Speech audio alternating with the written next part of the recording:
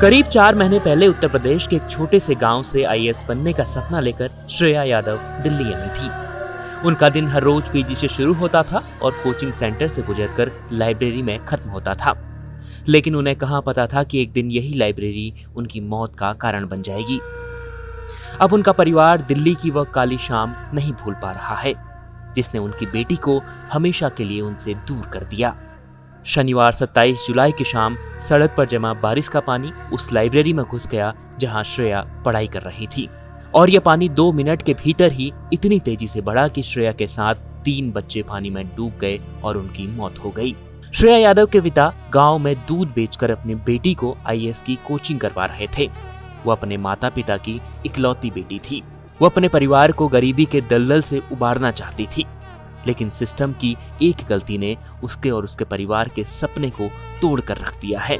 फिर जिस दिन यह हादसा हुआ तो श्रेया के परिवार को टीवी पर इस हादसे के बारे में पता लगा, जिसके बाद श्रेया के चाचा ने अपनी भतीजी को फोन लगाया, लेकिन उसका फोन बंद था। फिर वह उस कोचिंग सेंटर में गए जहां पानी भरा हुआ था, तो वहां जाकर पता लगा कि यहाँ 3 छात्रों की मौत हो गई है।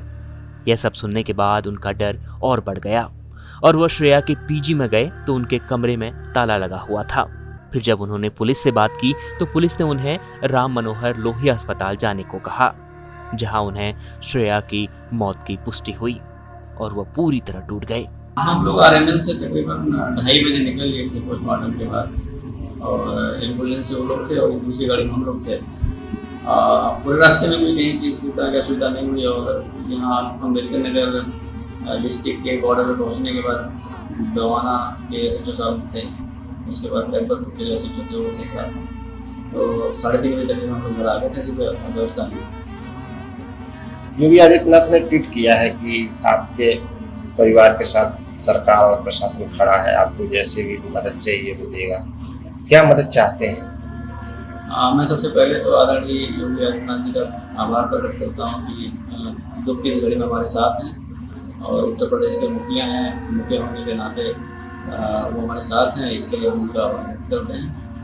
और इस तरह की जो घटनाएं होती हैं, जो हादसे होते हैं, इसमें आप ऐसे समझिए कि हमारे जैसे मध्यम वर्ग के लोग रहते हैं, इसमें 2 पीढ़ियाँ बर्बाद हो जाती हैं। एक तो हम लोग हैं कि अपने बच्चों पर सारा कुछ लगाते हैं, हमें इस उम्मीद के साथ लगाते हैं कि बच्चे का भविष्य अच्छा हो जाए, तो हम अपनी पीढ़ी का जो भी पूंजी होती है, जो भी कमाई होती है, सब बच्चे पर लगा देते हैं। और ऐसे हादसे में अगर 25 साल का कोई बच्चा अपनी जान गंवा देता है तो ये उसकी पीढ़ी हमारी पीढ़ी बर्बाद हो जाती है। तो मैं चाहता हूँ इस तरह घटनाएं रोकी जाएँ, प्रशासन कुछ इस तरह का काम करे। तो प्रशासन से मेरी यही मांग है कि ऐसी घटनाओं में पुनरावृत्ति ना हो, कुछ इस पर ठोस काम हो, और जो कोचिंग संचालक है उस पर कम से कम, ये हादसा तो नहीं कह सकते आप, ये हत्या है, तो उस पर हत्या का मुकदमा जरूर करना। जिस बेटी को अभी कुछ महीने पहले ही आईएएस बनने के सपने के साथ दिल्ली भेजा था, अब वह सपना भी नहीं रहा और बेटी भी नहीं। अब पूरा गांव उस होनहार बेटी के जाने के गम में बिलख रहा है, टूट रहा है, जो इन तस्वीरों में दिखाई दे रहा है। News report इंडिया.com।